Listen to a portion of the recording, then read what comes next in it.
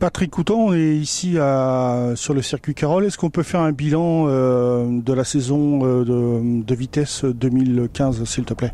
Bien écoutez, bonjour d'abord. Donc on est à la 6e des 7 épreuves du championnat. C'est un championnat très disputé puisqu'on a en Superbike, même si le titre est pratiquement acquis pour la Kawasaki de Grégory Leblanc, on a une grosse bagarre quand même pour les 2e et 3e places.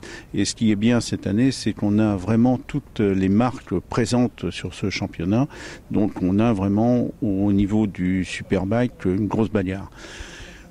En 600, alors là c'est la bagarre extrême parce que tout le monde se tient en très peu de points et je pense que le titre ne sera pas joué aujourd'hui, c'est pratiquement impossible. Donc il faudra attendre la dernière épreuve à Albi. Et puis les sidecars également, grosse bagarre. Donc c'est un bilan satisfaisant. Maintenant, on a effectivement le manque des Moto 3 qu'on a été obligé d'arrêter en début d'année par manque de concurrents. Mais nous sommes en train de travailler sur la problématique pour l'année prochaine. Ok, justement, c'est la question que je voulais te poser en ce qui concerne le nombre des engagements, parce qu'en Supersport et Trophée Pirelli, vous avez été obligé de fusionner le nombre d'engagés pour avoir un plateau correct. Est-ce que c'est pas un petit peu un avertissement pour l'avenir ? Alors c'est sûr que c'est difficile cette catégorie puisque on est obligé de fusionner les deux, mais avoir deux plateaux d'une quinzaine ou vingtaine de participants, alors que sur les circuits on peut participer à 40. Donc on a décidé de fusionner. Bon, je pense que pour l'année prochaine la fusion continuera et on continuera dans cette optique d'un seul créneau. Et puis on est en train de travailler sur du pré-GP et pré-Moto 3 pour relancer cette catégorie qui, j'espère, prendra un nouvel essor en 2016. Pourtant, en Trophée Pirelli, on a connu quand même des saisons où il y avait 20 à 25 engagés. Qu'est-ce qui s'est passé exactement ? Mais écoutez, on a toujours le même produit, même offre à l'arrivée de chez Pirelli. Ce qui s'est passé, je sais pas, il ne faut pas se cacher une baisse générale sur nos championnats en 2015. On a plus de participants qui prennent des licences à la fédération qui font du loisir que de faire de la compétition. La compétition est un peu chère, c'est sûr, et à partir de là, on a un peu moins de monde.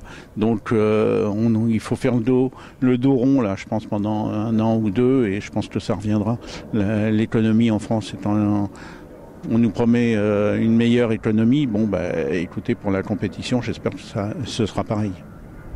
Parce que si on regarde un petit peu ce qui se passe en promo sport, vous avez lancé une formule concernant la coupe 400 cm3. Est-ce que c'était pas un petit peu prématuré? Parce qu'en fait, là, actuellement, on atteint difficilement 11 adhérents. Alors écoutez, c'était une première année, il fallait lancer. L'année prochaine, on est en train de travailler avec KTM où on nous annonce également du monde. On nous annonce un plateau d'une trentaine pour l'année prochaine. Il fallait lancer cette catégorie. Personne n'y croyait, mais je me rends compte que maintenant, en Europe, on va avoir une catégorie 400 également. Donc on est dans cette catégorie de machines pas chères, accessibles pour se lancer dans la compétition. Donc on a peut-être été les précurseurs, mais il fallait bien se lancer. Et on l'avait annoncé, les Yamaha sont arrivés très tard. KTM n'avait qu'un représentant, mais on nous annonce une quinzaine de représentants pour l'année prochaine. Donc maintenant, j'aimerais que les autres constructeurs également viennent nous faire homologuer des machines. C'est possible, il y a des constructeurs qui ont ces machines et il faut lancer cette catégorie absolument, pas cher, pour pouvoir attirer les jeunes et relancer la compétition en France. Okay. Merci beaucoup Patrick Coutan. Pardon, merci, je vous en prie, excusez-moi.